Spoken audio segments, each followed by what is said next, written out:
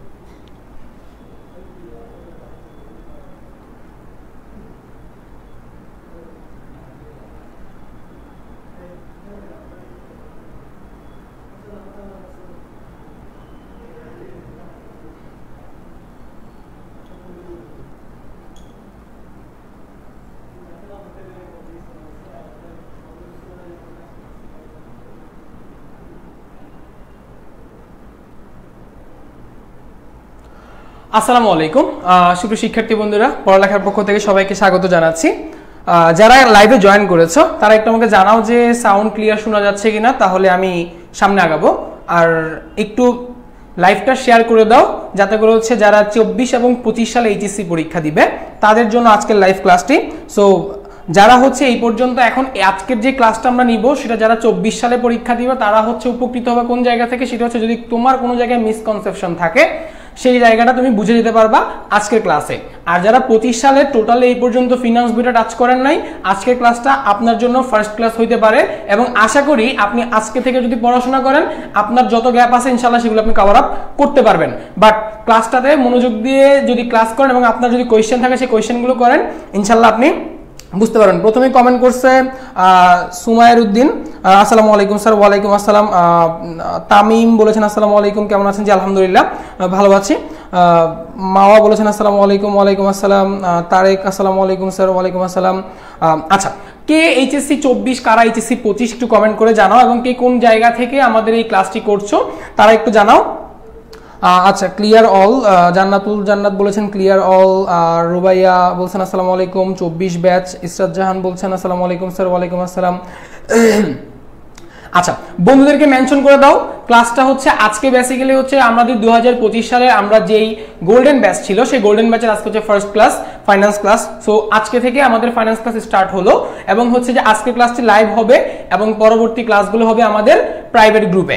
So আজকে যারা class দেখে যাদের ভালো লাগবে তারা হচ্ছে আমাদের সাথে জয়েন করবে ইনশাআল্লাহ। অলরেডি আমাদের ব্যাচে মোটামুটি ভালো স্টুডেন্ট হয়েছে। সো যারা এখনো ভর্তি হতে ইচ্ছুক জাস্টিফাই করে লাইভ ক্লাসগুলো ভর্তি হয়ে যাও ইনশাআল্লাহ। আমরা তোমাদেরকে সর্বোচ্চ সাপোর্টটা দিব এবং সেটা হচ্ছে এইচএসসি শেষ হওয়া পর্যন্ত দিব। যেটা এখনের ঘটনা যদি আমি বলি সেটা হচ্ছে আমাদের যারা ব্যাচের স্টুডেন্ট এখন এইচএসসি দিবে 24 সালে তারা প্রত্যেকে আমাদের থেকে দেখা গেছে যে কোনো ধরনের সমস্যা আমাদেরকে ওভার ফোন কিংবা হোয়াটসঅ্যাপে নক করার মাধ্যমে সলভ করে নিতে পারতেছে। সো আপনিও সেই সুযোগটা পেয়ে যাবেন ইনশাআল্লাহ। বাঁশখালী চট্টগ্রাম থেকে অনেকে কেমন আছেন? আমি এইচএসসি 24। ইসরাত বলেছেন নোয়াখালী থেকে আছে, তারপরে চট্টগ্রাম থেকে 2024-25। আচ্ছা, অমিপল বলেছেন 24 সালে এইচএসসি নোয়াখালী থেকে। তারেক 25 ব্যাচ। আচ্ছা, বাঁশখালী চট্টগ্রাম। আচ্ছা, লাইভটি শেয়ার করে দেন, আমরা ক্লাসে চলে যাচ্ছি। আচ্ছা, ফাইন্যান্স ব্যাপারটা খুবই মজার, যদি আমরা সেটা বুঝি তাহলে এটা মজার, আর না বুঝলে আমার কাছে প্রত্যেক দিনই কনফিউশন অ্যারাইজ করবে যে আসলে ফাইন্যান্স বলতে কি বুঝে। ঠিক আছে, এখন কথা হচ্ছে আপনাদের যত সমস্যা আছে আজকে চেষ্টা করবো ফাইন্যান্সের বেসিক জিনিসগুলো ক্লিয়ার করে দেওয়া। যারা 2025 সালের ব্যাচ আছেন আশা করি ইনশাল্লাহ আপনাদের ফাইন্যান্স নিয়ে কোনো সমস্যা থাকবে না। জাস্ট চিন্তা করেন যে আপনার আব্বু সকালে আপনাকে কলেজ যাওয়ার সময় কিছু টাকা দিয়েছে, ঠিক না? কলেজ যাওয়ার সময় ফর এক্সাম্পল 100 টাকা দিছে। এখন এই 100 টাকা যে আপনাকে দেওয়া হলো এবং আপনি আপনার কলেজে গেলেন 50 টাকা ভাড়া দিয়ে, 20 টাকা আপনি কি করলেন? নাস্তা করলেন, অথবা 30 টাকা নাস্তা করলেন, 20 টাকা আপনি সেভিংস করলেন। ঠিক আছে, আচ্ছা, এই যে ঘটনাটা ঘটলো এটা পুরাটাই কিন্তু অর্থায়ন। তার মানে অর্থায়নের সাথে আমরা ওতপ্রোতভাবে কিন্তু জড়িত আগে থেকেই, কিন্তু আমরা জানি না যে আমরা আমাদের অজান্তে অর্থায়নের বা ফাইন্যান্সের সাথে রিলেটেড ভাবে কাজ করে যাচ্ছি। তাহলে এবার আমরা কিভাবে রিলেশনটা দেখাই যে প্রথমত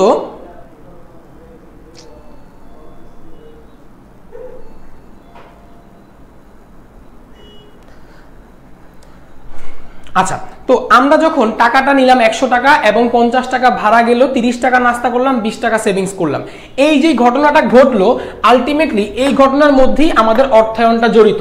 দেখেন তো আমি কি বললাম যে আমার আব্বু আমাকে কি দিল, আমার আব্বু আমাকে কয় টাকা দিছে ভাই, 100 টাকা দিছে, ঠিক আছে। সেই 100 টাকা থেকে আমার রিক্সা ভাড়া মানে ভাড়া গেল কত, 50 টাকা, বাকি 30 টাকা হচ্ছে আমার নাস্তা, ঠিক আছে। আর বাকি 20 টাকা এটা হচ্ছে কি আমার সঞ্চয়, ঠিক আছে। এটা হচ্ছে কি আমার ভাড়া।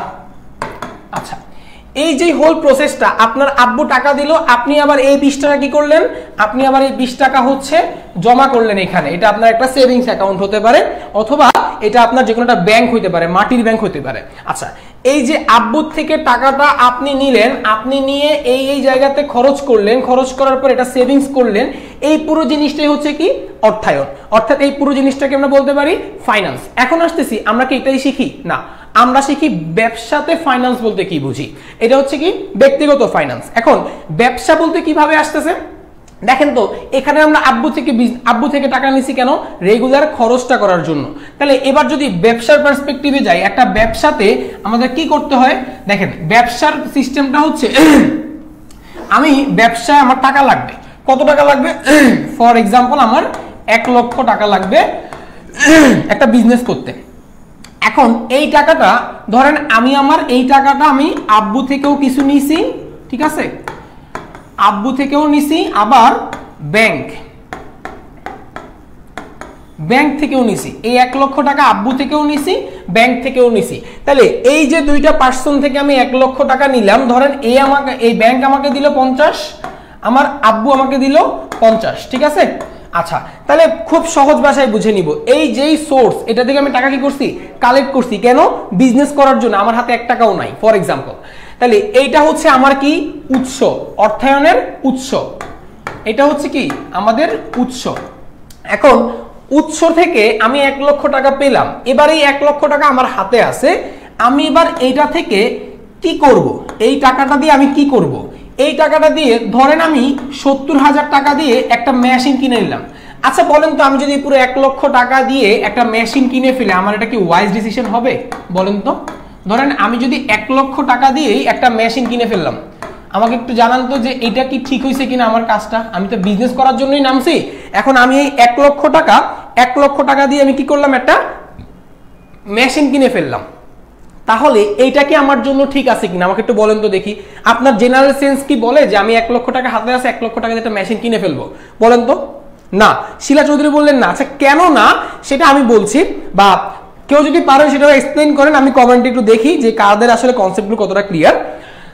এই যে 1 লক্ষ টাকা দিয়ে যদি আমি একটা মেশিন কিনে ফেললাম, পুরো টাকা চলে গেল, তাহলে আমার মেশিনটা চালানোর জন্য ফুয়েলও তো কিনতে হবে, তেল কিনতে হবে, তারপরে ওই মেশিনের জন্য ইঞ্জিনিয়ার থাকবে একজন, অথবা একটা পরিচালকের লোক থাকবে, আবার পুরো ব্যবসাটা পরিচালনার জন্য একজন লোক থাকবে, তাদের বেতন দিতে হবে, মেশিনটা যেই জায়গায় বসাবো সেখানের ভাড়া দিতে হবে না, আবার মাস পরবর্তীতে বেতন দিতে হবে, প্রত্যেক মাসেই তাদেরকে বেতন দিতে হচ্ছে। তাহলে আমি কিন্তু 1 লক্ষ টাকা দিয়ে মেশিন কিনতে পারবো না, ঠিক না।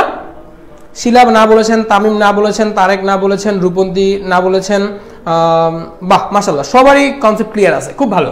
তাহলে আমরা ধরে নিচ্ছি আমরা এখানে কত টাকা ইনভেস্ট করলাম, আমরা 50,000 টাকা দিয়ে একটা মেশিন নিলাম, ঠিক আছে, 50,000 দিয়ে একটা মেশিন নিলাম। এবার আমি বাকি টাকাটা আমাদের চলতি সম্পদ ব্যবস্থাপনা, ধরেন বাকি 50,000-এর মধ্যে আমি আরেকটা কিছু লাগবে আমার, সেটা হচ্ছে মেশিনের পাশাপাশি ফর এক্সাম্পল একটা জায়গা যেটা ভাড়া নিব, সেটার জন্য আমার কত লাগবে, 20,000 লাগবে। আর বাকি যে 30,000 আছে, এই 30,000 হচ্ছে কি আমার চলতি সম্পদ হিসাবে আমি রেখে দিচ্ছি, চলতি সম্পদ হিসাবে রেখে দিচ্ছি। কেন, কারণ আমার প্রতিনিয়ত ব্যবসাতে কিছু ব্যয় আছে। কি ব্যয়, যেমন ভাড়া দিতে হয় আমার, তারপরে আমার হচ্ছে বিদ্যুৎ বিল দিতে হয়, ঠিক আছে, তারপরে আমার হচ্ছে ধরেন স্টেশনারি কিনতে হয়, তারপরে হচ্ছে নাস্তা করা হয় কর্মীদেরকে, ঠিক আছে, অথবা কোনো গেস্ট আসলে তাকে নাস্তা করাইতে হয়। অর্থাৎ সোজা কথা হচ্ছে এই ছোটখাটো খরচগুলো আমার কন্টিনিউয়াসলি হচ্ছে। তাইলে এইটাকে আমরা বলতেছি চলতি সম্পদ হিসেবে আমি রেখে দিচ্ছি, অর্থাৎ তরল টাকা রেখে দিচ্ছি। এবার আমি দেখা গেল এই যে ব্যবসাটা করলাম এগুলো হচ্ছে আমি বিনিয়োগ করলাম, ঠিক না? এই ব্যবসা থেকে আমি লাভ করলাম কত? ফর এক্সাম্পল আমি লাভ করলাম 20,000 টাকা, ঠিক আছে? আচ্ছা, 1 লক্ষ ইনভেস্ট করে এটা আমার কি মুনাফা, এটাকে আমি বলছি হচ্ছে মুনাফা। এখন এই মুনাফা থেকে আমি কি করতে হবে বলেন তো?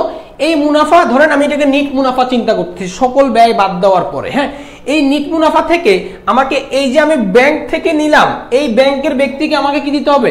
তার ইন্টারেস্ট সহ ইনস্টলমেন্ট দিতে হবে না? অর্থাৎ সোজা কথা হচ্ছে কিস্তি দিতে হবে কিনা, কিস্তি দিতে হবে। তারপরে আমি যদি কোনো মানে এটাকে কি বলে, আমি যদি একটা টাকা, তো আমি এখন 20,000 টাকার মধ্যে ধরে নেন যে 5,000 টাকা কি আমার হচ্ছে একটা এই সুদ যাবে, ব্যাংকে সুদ যাবে, বাকি 15,000 টাকায় কি আপনি খেয়ে ফেলবেন? অবশ্যই না। সেইখানের একটা অংশ, মুনাফার একটা অংশ কি করবেন? সংরক্ষিত করবেন। কেন? অথবা রিইনভেস্ট করবেন। হইতে পারে আপনি 5,000 টাকা নিয়েছেন, বাকি 10,000 কি করবেন? রিইনভেস্ট করবেন। তাহলে এই 15,000 টাকাকে আপনি কিভাবে ম্যানেজ করবেন সেটাও কিন্তু আপনাকে কে বলে দিবে? ফাইন্যান্স বলে দিবে। তাহলে এখান থেকে ধরে নিচ্ছি 15,000 টাকা থেকে 10,000 আপনি ব্যবসাতে আবার ইনভেস্ট করলেন, আর 5,000 আপনি নিজে খরচ করে ফেললেন লাভের হিসাবে। এই যে প্রসেসটা বললাম এটা পুরোটাই আলটিমেটলি কি? পুরোটাই হচ্ছে ব্যবসায় অর্থায়ন। তাহলে ঘটনাটা একটু ফার্স্ট থেকে আসি। উৎস থেকে টাকা কালেক্ট করছি, উৎস থেকে টাকা কালেক্ট করলাম, সেটাকে যথাযথ খাতে বিনিয়োগ করলাম। বিনিয়োগ পরবর্তী যে মুনাফা পেলাম সেই মুনাফার যথাযথভাবে বন্টন করা, যথাযথভাবে বন্টন করা। কিভাবে যথাযথ? কোনটা রাখবো, কত পার্সেন্ট রিটেইন করব, কত পার্সেন্ট, এটা জাস্ট আমি ধারণা করে বললাম যে এত 20,000 টাকা মুনাফা, জাস্ট অ্যাজাম্পশন যে আমি 1 লক্ষ টাকা ইনভেস্ট করলাম, এই যেগুলো আমার খাত, আমি এখান থেকে নিট মুনাফা পেয়েছি 20,000 টাকা। সো সেই 20,000 টাকার আমি জাস্ট ধারণা করে বললাম। আচ্ছা, সো এবার আমি জাস্ট বলতে যাচ্ছি যে এই যে সংরক্ষণ করার পরে টাকাটা নাও আমি নিলাম, বিজনেসে ইনভেস্ট করলাম, ইনভেস্ট করার পর ইনভেস্টের মধ্যে যে 3টা ধাপ, হ্যাঁ, একটা মেশিন, আরেকটা হচ্ছে আমার ধরেন আরেকটা সাব মেশিন বা আমার একটা যে ফ্লোর নিতে হচ্ছে সেই ফ্লোর, আরেকটা হচ্ছে আমার চলতি সম্পদ ব্যবস্থাপনা। এই যে 3টা ক্যাটাগরিতে চলে গেল, এটাও কিন্তু কি আমার ফাইন্যান্স বলে দিচ্ছে। সেখান থেকে লাভ করলাম, লাভের যে অংশটুকু আমি নিজে রিটেন করতেছি, যে অংশটুকু ব্যাংককে দিচ্ছি, যে অংশটুকু ব্যবসাতে রিইনভেস্ট করতেছি, পুরো জিনিসটাকেই বলা হচ্ছে কি? ব্যবসায় অর্থায়ন। এবার আমাকে বলেন যে অর্থায়নের সংজ্ঞাটা ক্লিয়ার কিনা। আমি কিন্তু যে আমাদের বইয়ে যে সংজ্ঞাটা দেওয়া আছে সেই সংজ্ঞাটাতে সবার পরে যাবেন, আগে চিন্তা করবেন যে আপনার কাছে অর্থায়নের কনসেপ্ট ক্লিয়ার কিনা। এখন আপনি বলবেন ভাই এটা খুব ইজি জিনিস, আমি প্রত্যেক সময় পরীক্ষা লিখতে আমি এটা পারি, কিন্তু আমি যদি আপনাকে এখন দেই যে আপনি অর্থায়ন কেন গুরুত্বপূর্ণ, আপনি যদি গহ নম্বর কোয়েশ্চেনে আপনাদেরকে ব্যাখ্যা করতে বলা হয়, আপনারা ম্যাক্সিমাম না 4-5 লাইনের পরে কি লিখবেন আর খুঁজে পান না। তার রিজন কি? তার রিজন হচ্ছে আপনি মনে করেন যে শুধু ওই যে যেটুক বইয়ে পড়ছেন ওইটুক দিয়ে কিন্তু আপনি 4 নম্বরের আনসার করতে পারবেন না। দ্যাটস ওয়াই আমি আপনাকে পুরো ঘটনাটাকে এক্সপ্লেন করলাম যে আপনি এখানে ভাগে ভাগে পুরো ঘটনাটাকে ডেসক্রাইব করলে আপনার একটা 1 পেজের উপরে চলে যাবে। এবার আমাকে বলেন যেটা বুঝছেন কিনা।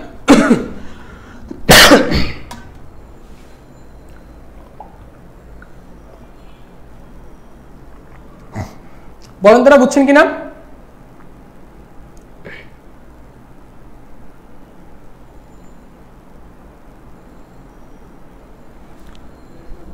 তারপর সামনে আগাবো।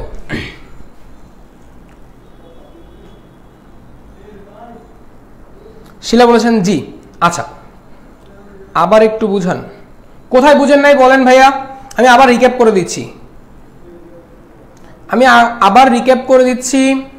দেখেন, বললাম আমার 1 লক্ষ টাকা লাগবে একটা ব্যবসা দিতে, সেই ব্যবসার জন্য আমি 2টা জায়গা থেকে আব্বু টাকা দিচ্ছে, ব্যাংক থেকে টাকা নিছি 50-50, 1 লক্ষ টাকা, সেই 1 লক্ষ টাকা বিনিয়োগ করলাম, 50,000 টাকা একটা মেশিনে বিনিয়োগ করলাম, 20,000 টাকা বিনিয়োগ করলাম আমি ধরেন আমার যেই স্পেসটা ভাড়া লাগবে, ঠিক আছে, স্পেসে, ঠিক আছে, জায়গাতে আর কি। আচ্ছা, তারপরে 30,000 টাকা হচ্ছে চলতি সম্পদ হিসেবে আমি, ভালো করে বুঝেননি? আচ্ছা, আবার বুঝাই দিচ্ছি। ওকে ওকে ওকে ওকে ওকে খেয়াল করেন, আমার টাকা লাগবে, 1 লক্ষ টাকা লাগবে ব্যবসা করার জন্য। প্রথমে আমি চিন্তা করলাম কার থেকে নিব, চিন্তা করলাম আব্বু থেকে নিব। এখন আব্বু থেকে 1 লক্ষ টাকা নেওয়া যাবে না, আব্বু থেকে 50 নিতে পারবো, আব্বু থেকে 50 নিলাম। তারপরে গেলাম কার কাছে? ব্যাংকের কাছে। ব্যাংক আমাকে লোন দিল, যদিও এটা সম্ভব না বাস্তবে, কারণ বাস্তবে আপনাকে ইনিশিয়াল ইনভেস্টর হিসেবে, আপনি যখন ইনিশিয়াল বিজনেস করবেন ব্যাংক আপনাকে লোন দিবে না, আপনার অন্য কারো থেকে নিতে হবে। আমি জাস্ট আপনাকে বোঝানোর জন্য দেওয়া।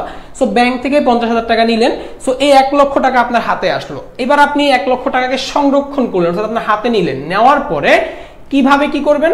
ধরে নিচ্ছি আপনি যে ব্যবসাটা করবেন 50,000 টাকা দামের একটা মেশিন লাগবে।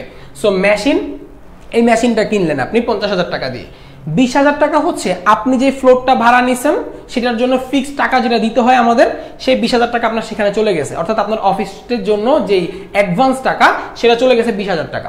বাকি 30,000 টাকা আপনি রাখছেন কেন? পুরো মাস ব্যবসাটা সুন্দর মতো চালানোর জন্য, অথবা পুরোটা বছর সুন্দর মতো ব্যবসাটা চালানোর জন্য। সো পুরো বছর চালালে এটাকে আমরা কি বলতেছি? চলতি সম্পদ ব্যবস্থাপনা। এবার আসতেছি এটার মধ্যে কি কি আছে। দোকানের ভাড়া আছে, তারপরে যে স্টাফ আছে, এর মধ্যে হচ্ছে আপনার এই যে দোকানের যেটাকে কি বলে ইলেকট্রিসিটি বিল আছে। এখন আপনার যদি প্রোডাকশনের ক্ষেত্রে গ্যাসের প্রয়োজন হয় তাহলে গ্যাসের টাকা দিতে হবে আপনার এখান থেকে। তারপরে আপনার এখানে কি যেই ধরেন দোকান যারা এমপ্লয়িরা আসতেছে তাদেরকে নাস্তা করাচ্ছেন, বড় বড় কোনো কর্মকর্তা আসলে তাকে নাস্তা করাচ্ছেন, স্টেশনারি কলম, রাবার, পেন্সিল, কাটার যেগুলো ইউজ করতেছেন সেগুলো, ফটোকপি করানোর জন্য প্রিন্টার কিনতে হয়েছে, ছোট ছোট বা মানে ছোট কালি কিনতে হয়েছে আর কি, বা কাগজ কিনতে হয়েছে, সেই জিনিসগুলো হচ্ছে আপনার চলতি সম্পদ ব্যবস্থাপনা। এখন আপনি যদি সব টাকা ইনভেস্ট করে ফেলেন তখন আপনি আটকায় যাবেন। কোন জায়গায় আটকায় যাবেন? যে আপনি আপনার প্রতিষ্ঠানের রেগুলার যে খরচ সেগুলো মেনটেন করতে পারবেন না। এটা আপনাদের উদ্দীপকে ম্যাক্সিমাম ক্ষেত্রেই আসে যে চলতি সম্পদ ব্যবস্থাপনার কারণে সে কি হয়েছে, সে তার ব্যবসাটি যথাযথভাবে চালায় নিতে পারতেছে না। আপনাদের একটু কোয়েশ্চেন ঘাটলে দেখবেন উদ্দীপক এভাবে বলে দেয়। আমি কেন আপনাদেরকে ডেসক্রাইব করে বলতেছি ঘটনাগুলো, কারণ এইভাবে উদ্দীপকে আসে। তো এবার দেখেন আমি এটা ইনভেস্ট করে ফেললাম 1 লক্ষ টাকা। এবার সেখান থেকে আমি নেট মুনাফা পেলাম কত? এই 20,000 টাকা আমার হচ্ছে কি মুনাফা। এখন এই মুনাফাটাকে আমি কি করব? এই যে মুনাফা, এই মুনাফা থেকে আমি 5,000 টাকা আমার কি লোনের ইন্টারেস্ট ইনস্টলমেন্ট মানে কিস্তি দিয়ে দিতে হবে। কোন লোন? এই যে ব্যাংক থেকে লোন নিলাম তার ইনস্টলমেন্ট দিয়ে দিতে হবে, কিস্তি দিয়ে দিতে হবে। এখন আমার বাপ যেহেতু আমাকে কি দিছে, ব্যবসা করার জন্য টাকা দিছে, সে অবশ্যই আমার থেকে 1 বছরের মধ্যে সব ফুল টাকা ব্যাক চাইবে না, বা সে বলবে যে তুমি এখন ব্যবসাটা উঠাও, আগে গুছাও। তাহলে আমি শুধু ব্যাংকেই দিচ্ছি, তারপরে আমার হাতে আরো 15,000 টাকা থাকতেছে। সেই 15,000 টাকা যদি আমি নিজে নিয়ে ফেলি আমার ব্যবসা বড় হচ্ছে না। আমি 10,000 টাকা আবার রিইনভেস্ট করলাম। হতে পারে কি আমি এই মেশিনের কিছু জিনিস কিনলাম যেটাতে ও আপডেটেড হবে। ফর এক্সাম্পল একটা যদি কম্পিউটার চিন্তা করি বড়, আমি হয়তো কম্পিউটারের মধ্যে নতুন করে কি লাগাইছি, আপনার গ্রাফিক্স কার্ড লাগাইলাম যাতে আমার কম্পিউটারে আমি কাজ ভালোভাবে করতে পারি। তারপর আসতেছি অথবা একটা ইউপিএস কিনলাম যাতে আমার প্রতিষ্ঠানটা কি হয় স্মুথলি রান করা যায়, আইপিএস কিনলাম। তারপরে এই যে আমি আবার 10,000 টাকা রিইনভেস্ট করলাম আর 5,000 টাকা নিজে পকেট খরচের জন্য নিয়ে নিলাম, বা নিজে লাভ করার জন্য নিয়ে নিলাম। তাইলে এই যে টাকা উৎস থেকে নেওয়া থেকে শুরু করে আমি যে আমার টাকা পর্যন্ত যা পেলাম সেটাকেই বলা হচ্ছে কি অর্থায়ন। এবার আমাকে বলেন কোথায় বুঝেন নাই?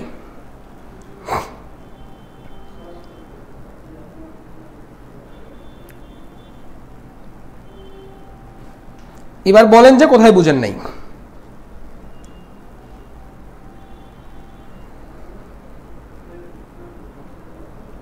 এখন ক্লিয়ার হয়েছে? তাহসিন ইসলাম ওকে, সায়েম বুঝছি স্যার ওকে, তারপরে তামিম বলছিলেন যে বুঝেন নাই স্যার, বুঝা গেছে ওকে, থ্যাংক ইউ ভেরি মাচ। তাহলে এবার আমরা একটু বইয়ের সংজ্ঞাটা শুনি, বই কি বলে। দেখেন, অর্থায়ন হচ্ছে অর্থ সংগ্রহ ও সংগৃহীত অর্থের সুষ্ঠু ব্যবস্থাপনা সংক্রান্ত যাবতীয় কার্যাবলী। তাহলে এক কথায় খুব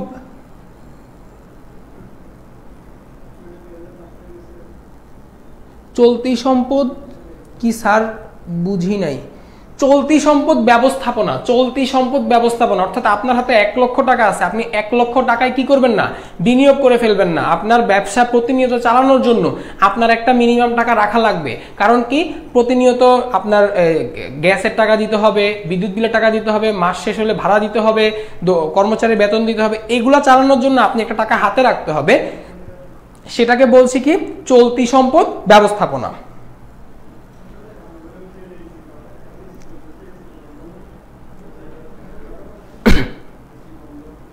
ওকে, তাহলে অর্থায়ন হচ্ছে আমি এটা খুব সহজ ভাষায় লিখলাম, আপনারা হচ্ছে যে পুরো ঘটনাকে সাম আপ করলে। এখন আপনি দেখেন সংগৃহীত অর্থের সুষ্ঠু ব্যবস্থাপনা সংক্রান্ত যাবতীয় কার্যাবলী, যে সংক্রান্ত যাবতীয় কার্যাবলীর মধ্যে কিন্তু যতগুলা কথা বললাম সব এক জায়গায় চলে আসছে। তাহলে এটা হচ্ছে আমাদের মোটামুটি একটা সংজ্ঞা। অর্থায়ন হচ্ছে অর্থ সংগ্রহ ও সংগৃহীত অর্থের সুষ্ঠু ব্যবস্থাপনা সংক্রান্ত যাবতীয় কার্যাবলী। বুঝতে পারছি?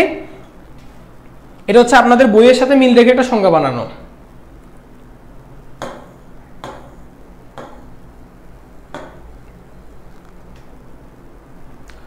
ওকে, এবার আসতেছি, দেখেন অর্থায়নের শ্রেণীবিভাগ। অর্থায়নের শ্রেণীবিভাগ বলতে কি বুঝতেছি, যে অর্থায়ন কত রকম হতে পারে। প্রথমত হচ্ছে অভ্যন্তরীণ অর্থায়ন। অভ্যন্তরীণ বলতে কি, যেটা ফর এক্সাম্পল এইটুকের মধ্যে সীমাবদ্ধ থাকবে, আমার সাথে কারোর সাথে কোনো সম্পর্ক নাই, বা আমি নিজে যে টাকাটা চালাচ্ছি আমার টাকা আমার কাছেই থাকতেছে, হ্যাঁ, এটার সাথে অন্য কোনো থার্ড পার্টি ইনভলভড না। মানে আমার এটা কি করার ক্ষেত্রে, টাকা পাওয়া বা টাকা দেওয়ার খরচ করার ক্ষেত্রে, সেটাকে আমরা বলছি অভ্যন্তরীণ অর্থায়ন। অভ্যন্তরীণ অর্থায়নের উদাহরণ কি, সেটা হচ্ছে আমাদের পরিবারে আমার বাবা ইনকাম করে আনতেছে, তিনি খরচ করতেছে, ঠিক না? তিনি খরচ যে করতেছে এটার সাথে কিন্তু আমি যা এতক্ষণ যা বললাম মুনাফা টুনাফা এগুলোর কি কোনো সম্পর্ক আছে? কোনো সম্পর্ক নাই। সো এটাকে বলা হচ্ছে অভ্যন্তরীণ তহবিল। এখন অভ্যন্তরীণ তহবিলটা আমরা বুঝলাম, এবার আমরা যাচ্ছি বাহ্যিক অর্থায়ন, অভ্যন্তরীণ অর্থায়ন। এবার আসতেছি বাহ্যিক অর্থায়ন। আচ্ছা, বাহ্যিক অর্থায়ন বলতে আমি আমার মধ্যে না রেখে আমি বাহিরে ইনভেস্ট করব, ঠিক আছে? বাহিরে ইনভেস্ট করব কিভাবে? যেমন দেখেন, আমি যেটা কনজাম্পশন করব, আমি যেটা খাবো, আমি এক গ্লাস পানি খেলাম 5 টাকা দিয়ে কিনে, এটা হচ্ছে কি পারিবারিক অর্থায়নের আন্ডারে পড়ে যাবে। বাট আমি একটা ব্যবসায় ইনভেস্ট করব, সেটা হয়ে যাবে কি অর্থায়ন? বাহ্যিক অর্থায়ন। আচ্ছা, এবার বাহ্যিকের মধ্যে দুইটা পর্যায় আছে, সরকারি এবং হচ্ছে কি বেসরকারি। তো সরকারি কোনটা, বেসরকারি কোনটা? আচ্ছা দেখেন, সরকার আমাদের জন্য যে রাস্তাঘাট কালভার্ট নির্মাণ করতেছে সেগুলো হচ্ছে কি সরকারি অর্থায়ন। এখন আসতেছি এই সরকারি অর্থায়ন, তাহলে মূল উদ্দেশ্য কি? সরকারি অর্থায়নের মূল উদ্দেশ্য হচ্ছে জনকল্যাণ। আমাদের জন্য যে গভর্নমেন্ট যে পরিমাণ ফ্যাসিলিটিসগুলো দিচ্ছে, যেগুলো আমরা প্রিভিলেজড অর্থাৎ প্রিভিলেজড সোসাইটি যেগুলো ভোগ করতেছি, যে সুযোগ সুবিধাগুলো পাচ্ছি সিটি কর্পোরেশন, পৌরসভাতে বা ইউনিয়ন পরিষদে, সেগুলোকে আমরা কি বলতেছি? সেগুলোকে আমরা বলছি হচ্ছে সরকারি অর্থায়ন। তাহলে এই অর্থায়নটা কি করবে? সরকার করবে, বাহ্যিক একটা অর্থায়নের মধ্যেই পড়বে, বাট এটা কি মানুষের জনকল্যাণের জন্য, মুনাফা অর্জনের জন্য নয়, ঠিক আছে? এখন আপনারা বলবেন যে ভাই এই টোল কেন বসাইছে? টোল বসাইছে যত টাকায় করা হয়েছে ওই টাকাটা তোলার জন্য, ঠিক আছে? হ্যাঁ, এটাও গভর্নমেন্টের একটা আয়ের সোর্স, বাট একটা সময় দেখা যাচ্ছে কি আপনার উন্নয়নটা দরকার, সেই উন্নয়নের পার্সপেক্টিভ থেকে গভর্নমেন্ট অর্থায়ন করছে, কারণ যেই পরিমাণ অর্থ লাগে সেই অর্থটা সরকার করে বানায় দিছে, তারপরে আস্তে আস্তে সেই টাকাটা নিয়ে নিচ্ছে। আচ্ছা, বেসরকারি অর্থায়ন। বেসরকারি অর্থায়ন হচ্ছে তিনটা: ব্যক্তিগত অর্থায়ন, ব্যবসায় অর্থায়ন, অব্যবসায়ী অর্থায়ন। ওকে, এখন দেখেন এই যে ব্যক্তিগত অর্থায়নটা এটার মধ্যে চলে যাচ্ছে পারিবারিক অর্থায়নের মধ্যে। এখন পারিবারিক আর ব্যক্তিগতের মধ্যে একটু সিলি ডিফারেন্স আছে। যখন আমার বাবা যখন টাকা ইনকাম করে নেয়, পুরো পরিবার চালাচ্ছে, সেটা পারিবারিক অর্থায়নের মধ্যে পড়তেছে। কিন্তু যখন আমার বাবা আমাকে টাকা দিচ্ছে, যে ধরো তোমার 5,000 টাকা তুমি এই মাসে চলার জন্য, সেটা হয়ে যাচ্ছে ব্যক্তিগত অর্থায়ন, অর্থাৎ একটা ব্যক্তির মধ্যে সীমাবদ্ধ, যেটা সেটাকে আমরা বলছি ব্যক্তিগত অর্থায়ন। আর যখন একটা পরিবারের মধ্যে সীমাবদ্ধ, তখন সেটাকে আমরা বলছি পারিবারিক অর্থায়ন। এইটুক ক্লিয়ার হয়েছে আপনাদের কাছে? এইটুক নিয়ে কারো কোনো কোয়েশ্চেন? বিক্রম বলছেন স্যার অনেক সুন্দর ক্লাস করান তো। আচ্ছা, আলহামদুলিল্লাহ, শিখেন, শিখতে পারলে আমাদের ভালো লাগে।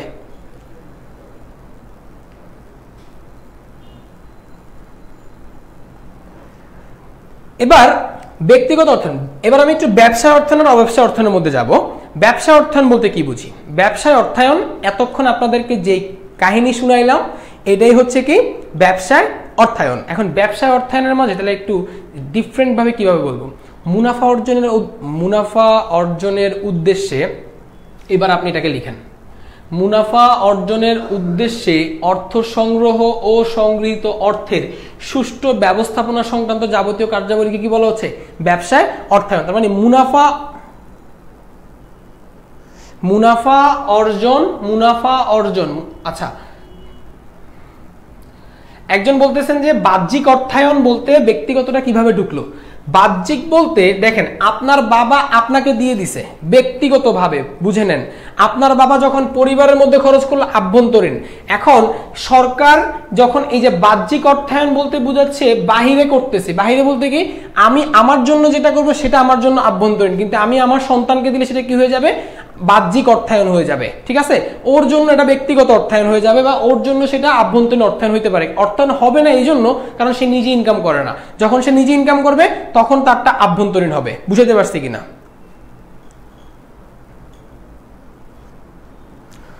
স্যার আবার একটু বুঝালে ভালো হতো। কোনটা বুঝেন নাই ভাই? ব্যবসায় আর অব্যবসায়?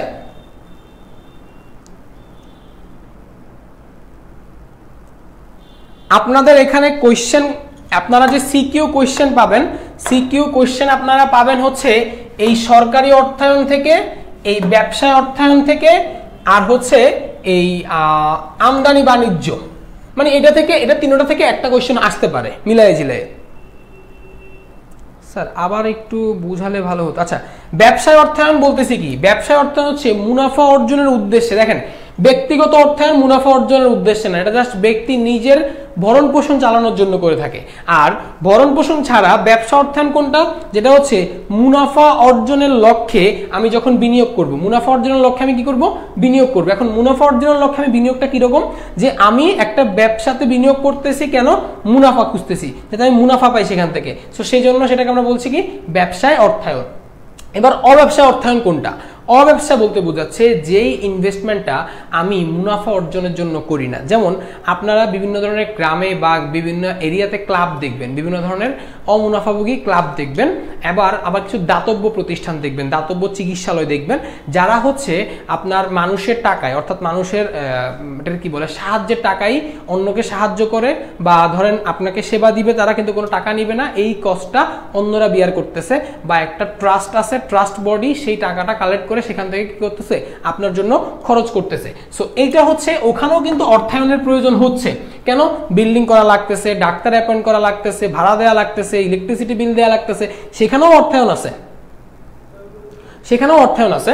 সো সেই অর্থায়নকে বলা হচ্ছে অব্যবসায় অর্থায়ন। এবার যাচ্ছি আন্তর্জাতিক অর্থায়ন। আন্তর্জাতিক অর্থায়ন বলতে কি বুঝি আমরা, এটা একটু বুঝি। দেখেন, আন্তর্জাতিক মানে আমার দেশের মধ্যে হবে না, এটা অবশ্যই আমার বাহিরে হবে। এখন আন্তর্জাতিক অর্থায়নের মধ্যে আমার নর্মালি দুইটা জিনিস আমরা বেশি পরিচিত, আমদানির সাথে পরিচিত, রপ্তানির সাথে পরিচিত।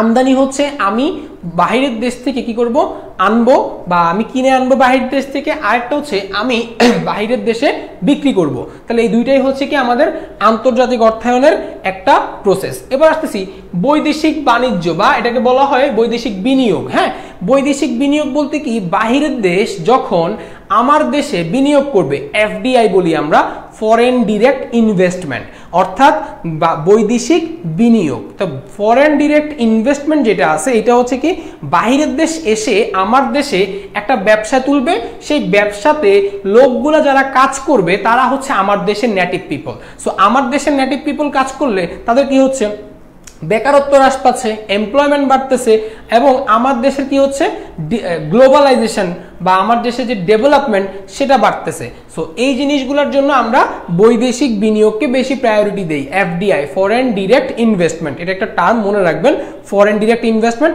সো বাংলাদেশে ফরেন ডিরেক্ট ইনভেস্টমেন্ট এখন ভালোই হচ্ছে, কিন্তু রিসেন্টলি একটু কমছে। সো ফরেন ডিরেক্ট ইনভেস্টমেন্ট বেশি হলে আমাদের সুবিধা হচ্ছে কি, আমাদের এমপ্লয়মেন্ট জেনারেশন হয়। ঠিক আছে, এবার আমাকে বলেন যে আপনাদের এখানে কারো কোনো কোয়েশ্চেন আছে কিনা।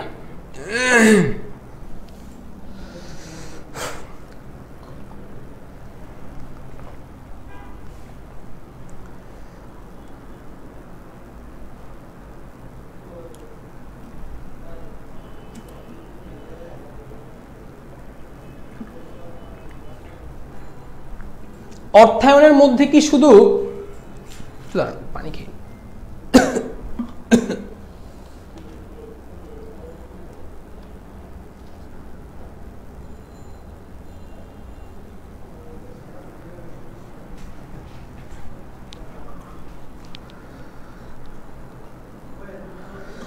বাইরের দেশের সাথে ব্যবসায়িক, ভাইয়া বাহিরের দেশের সাথে ব্যবসায়িক লেনদেন কি হবে? ভাই এখানে হচ্ছে অর্থায়ন। ধরেন আপনি ব্যবসা বাহিরের দেশে আমদানি রপ্তানি ব্যবসা করার জন্য যে অর্থায়নটা করবেন সেটাকে আমরা বলছি কি আন্তর্জাতিক অর্থায়ন। তার মানে কি বুঝাইলাম, যে আপনি বাহিরের দেশে ধরেন এক্সপোর্ট করবেন বা ইম্পোর্ট করবেন, সেটার জন্য আপনার যেই যে প্রসিডিউর মেনটেন করতে হচ্ছে, সেখানে যে টাকাটা আপনি ইনভেস্ট করতেছেন, যেই খাত থেকে এনে ইনভেস্ট করতেছেন, সেটাকে আমরা বলতেছি কি আন্তর্জাতিক অর্থায়ন। এখন আপনাকে যদি একটা ঘটনা বললো যে জনাব আরাফ সে হচ্ছে কি কিসের ব্যবসা করতেছে, সে বিদেশ থেকে গম আমদানি করে বাংলাদেশে বিক্রি করতেছে, তাহলে এই যে জনাব আরাফেরটাকে আপনি স্পেসিফিকেশন কোথায় করতে হবে যে সে কি অর্থায়ন করছে, সে আন্তর্জাতিক অর্থায়ন করছে। তার রিজন কি, সে হচ্ছে আমদানি বাণিজ্য করার জন্য সে টাকা কালেক্ট করছে, বা সে তার ব্যবসা, এটাও কিন্তু তার ব্যবসা, কিন্তু এটাকে আমরা কেন স্পেসিফাই করতেছি, এইটা আমার বর্ডারের বাইরে যাচ্ছে, বর্ডারের বাইরে যাওয়ার কারণে আমি সেটা কি বলতেছি আন্তর্জাতিক অর্থায়ন বলতেছি।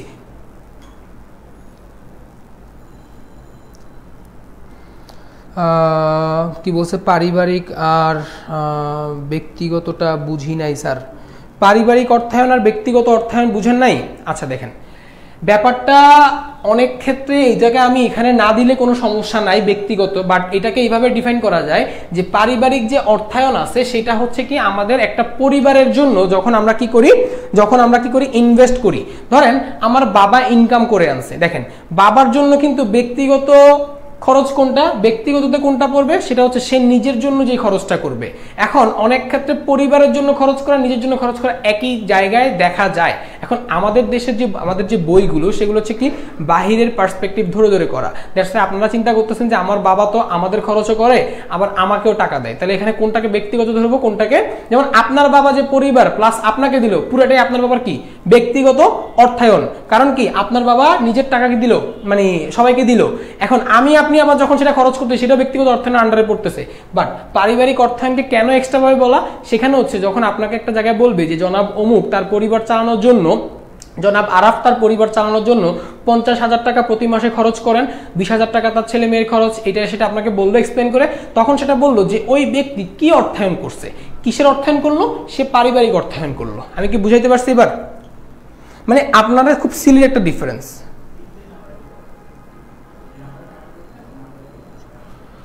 বৈদেশিক বাণিজ্য হচ্ছে ফরেন ডিরেক্ট ইনভেস্টমেন্ট, মানে হচ্ছে বৈদেশিক বিনিয়োগ, অর্থাৎ বিদেশের কেউ যদি আমার দেশে কোনো একটা ব্যবসা করতে আসে, বিনিয়োগ যেটা করলো আমার দেশে, সেটাকে আমরা বলছি বৈদেশিক বাণিজ্য। অর্থাৎ এইটাকে বলা হয় বৈদেশিক বিনিয়োগ বা এফডিআই, ফরেন ডিরেক্ট ইনভেস্টমেন্ট। বাইরের দেশের কেউ এসে যখন আমাকে এখানে ইনভেস্ট করবে, ধরেন আপনাকে বললো ঘটনা যে এরকম বা ইউএসএ থেকে একটা কোম্পানি বাংলাদেশে একটা নতুন ওয়্যার হাউস স্থাপন করলো, সেখানে মোবাইল উৎপাদন করা হয় এবং সেটা বাংলাদেশের বাজারে বেশ সুনাম কুড়িয়েছে, তখন সেটা কোথায় চলে যাবে, বৈদেশিক বাণিজ্যতে চলে যাবে। তাসরুমা সাদিয়া তারিন, আসসালামু আলাইকুম স্যার। ওয়ালাইকুম আসসালাম। এবার অল ক্লিয়ার স্যার। তাসিন ইসলাম, হ্যাঁ বুঝছি মামা। জি স্যার বুঝছি, থ্যাংক ইউ। ওকে, বিক্রম বলেছেন জি স্যার ধন্যবাদ। আচ্ছা, সো এবার আমরা একটু তারপরের কি আছে একটু দেখি।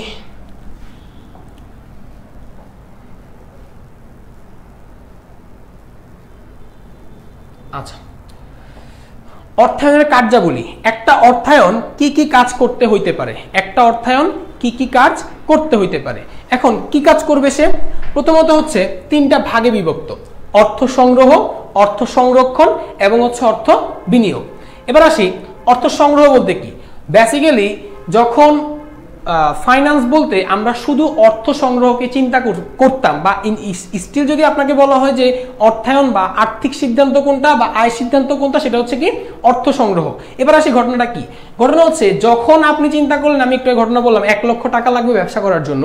এখন এই 1 লক্ষ টাকা আমি কোন জায়গা থেকে নিব, ঠিক আছে, আমি কি বলছিলাম 1 লক্ষ টাকা লাগবে আমার ব্যবসা করার জন্য। কাকে দেখাইছিলাম যে আমার আব্বু থেকে নিছি 50, ব্যাংক থেকে নিছি 50। তাহলে এবার দেখেন এইটা আমার অর্থ সংগ্রহ করলাম, কত করলাম, 1 লক্ষ টাকা করলাম। প্রথমেই আসতেছে তহবিল সংগ্রহের পরিকল্পনা। তহবিল সংগ্রহের পরিকল্পনা কিভাবে আসতেছে, যখন আমি চিন্তা করতেছি যে আমি একটা ব্যবসা প্রতিষ্ঠান দাঁড় করাবো যার জন্য আমার 1 লক্ষ টাকা লাগবে, এইটাকে বলছি কি পরিকল্পনা। অর্থাৎ তহবিল সংগ্রহ করতে হবে আমার 1 লক্ষ, কেন, আমার ব্যবসাতে টোটাল বিনিয়োগ লাগবে কত, 1 লক্ষ টাকা। এবার যাচ্ছি তহবিল সংগ্রহের উৎস। তহবিল সংগ্রহের উৎসকে কি বলছি, যখন আমি এই যে এখন আপনাকে ক্লাসিফাই করে দিলাম যে আপনি 50 নিছেন কার থেকে, 50 নিছেন আপনার বাবা থেকে, আর 50 নিছেন কার থেকে, ব্যাংক থেকে, তাহলে সেটা হচ্ছে আপনার উৎস সংগ্রহ। 3 নাম্বার হচ্ছে আপনি এবার টাকাটা কালেক্ট করলেন, এটাকে উৎস, এই যে তহবিল সংগ্রহের উৎস চিহ্নিতকরণ, হ্যাঁ, উৎস চিহ্নিত করলেন। চিহ্নিত করার পরে এবার আপনি তহবিলটা সংগ্রহ করলেন, আব্বু থেকে 50, আবার ব্যাংক থেকে 50। এবার আসি আপনাদের সিকিউটা কিভাবে এখান থেকে আসে সেটা বুঝে নেন। আপনাকে ঘটনাকে এই 3টা জিনিস বলবে, এটা বলবে না, হ্যাঁ, আপনাকে বলবে কি জনাব অমুক একটা ব্যবসা দেওয়ার পরিকল্পনা করছেন এবং সে চিন্তা করছেন তার 2 লক্ষ টাকা প্রয়োজন এবং সে ভাবছেন যে কাদের থেকে টাকাটা নেওয়া যায় বা সে কোন কোন উৎস থেকে টাকা সংগ্রহ করবে। তখন আপনাকে বলবে জনাব অমুক কোন পর্যায়ে আছে অথবা তিনি অর্থায়নের কোন কার্যাবলীটি সম্পন্ন করেছে। তখন আপনার আনসার হবে কি, অর্থ সংগ্রহ। আমি কি বুঝাইতে পারছি ব্যাপারটা? আমি কিন্তু সাথে সাথে সিকিউ কোন জায়গাটাতে কোয়েশ্চেনটা আসবে সেটাও আপনারা বলতেছি। এই 3টা জায়গায় হিন্ট দিবে, যে কোনো একটা হিন্ট দেখ আপনার আনসার হবে কি তহবিল সংগ্রহ পর্যায়ে উনি আছে। আপনারা বলেন এই ব্যবসা শুরু করছে, সে ভাবছে সে 1 লক্ষ টাকাও নিছে, কার থেকে নিছে, তার আব্বু থেকে নিছে, ব্যাংক থেকে নিছে। এখন আপনাকে বললো সে কোন পর্যায়ে আছে, তাহলে সে হচ্ছে কি অথবা সে কোন কাজটি সম্পন্ন করেছে অর্থায়নে, অর্থ সংগ্রহ। অথবা এটাকে বলা হয় আয় সিদ্ধান্ত অথবা আর্থিক সিদ্ধান্ত। দেখেন বুঝছেন কিনা।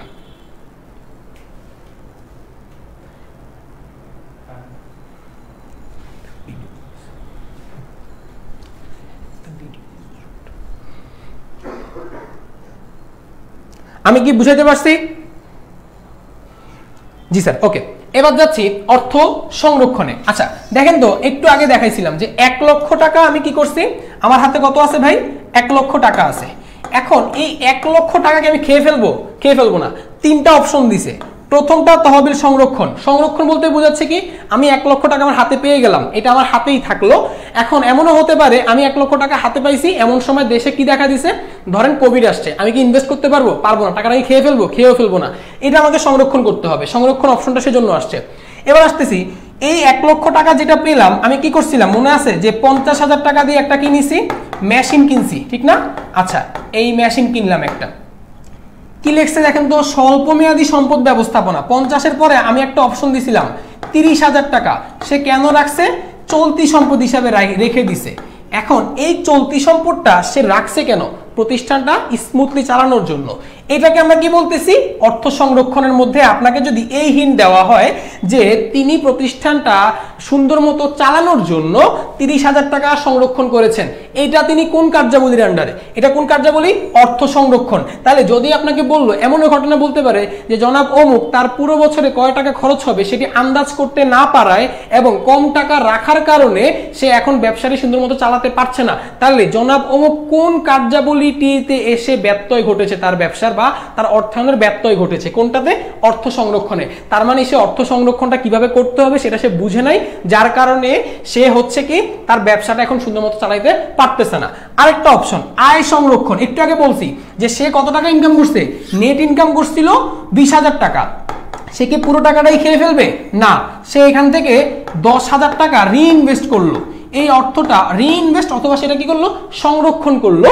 সো সেই সংরক্ষণটা রাখলো কেন, যাতে ফিউচারে কোনো একটা বিপদে আপদে সে কাজে লাগাইতে পারে। সো সেটাকে আমরা বলছি যে সে যে আপনাকে এরকম একটা ঘটনা বললো যে সে 10,000 টাকা সেভ করে রাখছে ভবিষ্যতে কোনো দরকারি কাজে ব্যবহার করার জন্য অথবা প্রতিষ্ঠানের কোনো ইমার্জেন্সি কেসে হ্যান্ডেল করার জন্য, তখন সেটাকে আমরা কি বলবো, অর্থ সংরক্ষণ কার্যাবলী। দেখেন এই কার্যাবলী বুঝছেন কিনা। আপনাদেরকে একটা কথা বলি ভাই, আমি যেই ভাবে বলতেছি সিকিউতে দেখেন ঘুরে ফিরে এই টাইপের 2-1টা টোন থাকবে। হ্যাঁ, পুরোটা উদ্দীপক পড়ে কিছু বুঝবেন না, পুরো উদ্দীপক সবগুলোর জন্য সেম, শুধু 2-1টা কিওয়ার্ড চেঞ্জ করবে, আপনার কোশ্চেনের আনসার চেঞ্জ হয়ে যাবে। এখন যদি আপনি কিওয়ার্ড না বুঝেন আপনি আলটিমেটলি সিকিউতে ভুল আনসার করবেন। সবার কাছে ফাইন্যান্স অনেক ইজি, কিন্তু সমস্যা হচ্ছে কি জানেন, দেখবেন যে আপনি মাঝে মাঝে ফাইন্যান্সের ফুল আনসার করে আসছেন কিন্তু আপনি A+ পান নাই, বরং আপনি ধরেন A- পেয়ে বসে আছেন। তার একটাই রিজন, আপনি কোশ্চেন বুঝতে পারেন নাই, কোশ্চেন না বুঝার কারণে আনসার ভুল করছেন, আপনি আনসারটা পারেন, এটা বড় ফ্যাক্ট। এবার দেখেন এটা বুঝছেন কিনা।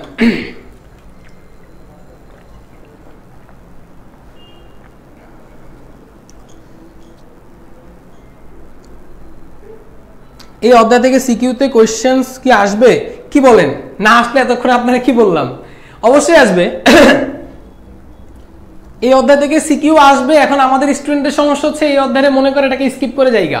এখন এক্সাম হলে গিয়ে যদি কোনো একটা রাফ কোয়েশ্চেন আসে তখন সে থিওরি আনসার করতে যায়, অথবা আমি আপনারা তখন যে স্পেসিফিক করে ঘটনাগুলো বললাম এমসিকিউর সাথে মিলিয়ে নেবেন। বহু নির্বাচনী কিছু এমসিকিউ দেয় না, উপরে ঘটনা দেয়, দেওয়ার পর আপনারা বলে তার এই নিচের এগুলো হচ্ছে বহু নির্বাচনীতে আইটেমে দিয়ে দেয়। এখন আমরা কোয়েশ্চেন ধরতে পারি না, তখন বলি যে এমসিকিউ হার্ড হয়েছে। আসলে ভাই হার্ড না, আপনাকে বেসিকটা বুঝতে হবে। বললেন এখন বুঝছেন কিনা সেটা বলেন, তাহলে আমি লাস্টেরটাতে যাই। আজকের লাইভের লাস্ট টপিক অর্থ সংরক্ষণ, বুঝছেন কিনা সেটা বলেন।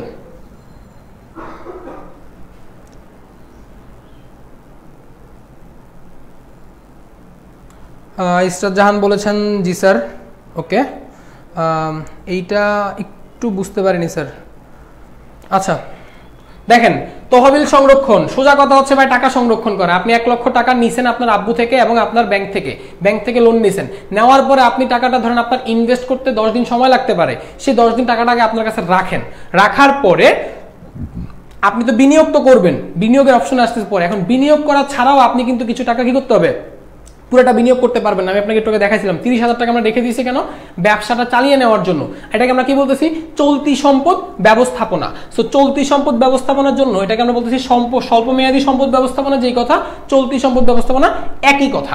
এবং আয় সংরক্ষণ, আয় সংরক্ষণ বলতে বোঝাচ্ছে যত টাকা আয় করছি ঠিক তত টাকাই আমি ইনভেস্ট করে মানে কি বলবো, মানে তত টাকা আমি খরচ করে ফেলবো না, বা তত টাকা আমি প্রতিষ্ঠান থেকে নিয়ে যাব না, আমি আবার রিইনভেস্ট করব যাতে আমার ব্যবসাটা আরেকটু ভালোভাবে চালাইতে পারি।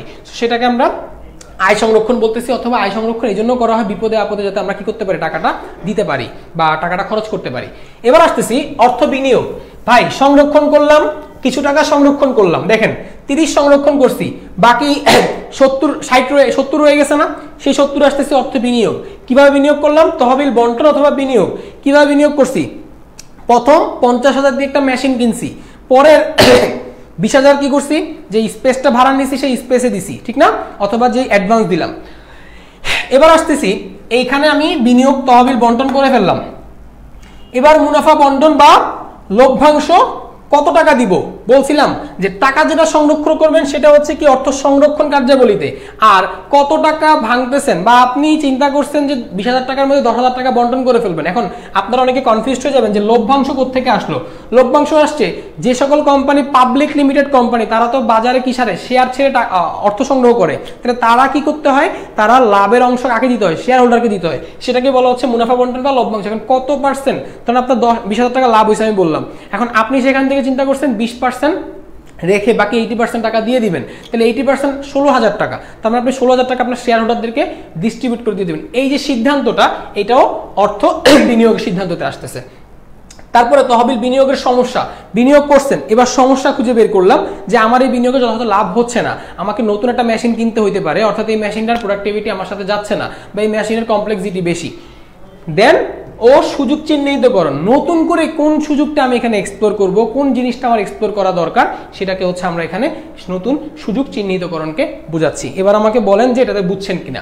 অর্থাৎ অর্থ বিনিয়োগটাতে আসতেছে যে আমি যেখানে বিনিয়োগ করলাম এবং সেখান থেকে যে আয়টা পেলাম, সেই আয়ের কত পার্সেন্ট আমি রেখে দিব, কত পার্সেন্ট মুনাফা বন্টন করব, এবং হচ্ছে যেখানে বিনিয়োগ করলাম সেটা কি ঠিকঠাক বিনিয়োগ হলো কিনা সেটা নিয়ে একটু চিন্তা ভাবনা করা, সমস্যা থাকলে সমাধানের চেষ্টা করা বা নতুন সুযোগ চিহ্নিতকরণ করা।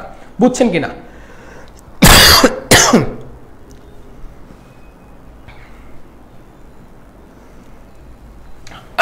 দেখেন, বিনিয়োগ করছি, টাকা 1 লক্ষ নিয়েছি, 30,000 চলতি সম্পদের জন্য রাখছি, বাকি 70 বিনিয়োগ করলাম। বিনিয়োগ থেকে যে মুনাফা আসছে সেই মুনাফা বন্টন করব কিভাবে, সেটা কত পার্সেন্ট রেখে দিব, কত পার্সেন্ট মুনাফা হিসেবে দিয়ে দিব, লভ্যাংশ দিয়ে দিব, সেই সিদ্ধান্ত। এবং হচ্ছে তহবিলটা যে বিনিয়োগ করলাম সেই মেশিনে কোনো সমস্যা আছে কিনা, সেই সমস্যাটা জেনে তারপর আমরা কি করব, নতুন কোনো সুযোগ আছে কিনা সেটা চিহ্নিত করবো। সো এই 3টা আইটেম থেকে যদি কোনো কথা আসে, তার মানে সেটা হচ্ছে আমার অর্থ বিনিয়োগ কার্যাবলীর মধ্যে পড়ছে। মামা বলছেন স্যার আপনি কোন ডিপার্টমেন্টে পড়েন? আমি অ্যাকাউন্টিং থেকে আমার অনার্স শেষ, ইন্টার্নশিপ রানিং।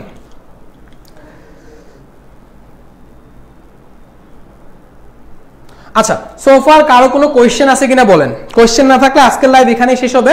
এবং হচ্ছে তিনাদে ম্যাথ করান 3য় অধ্যায় থেকে আসবো, সিরিয়ালি আসবো।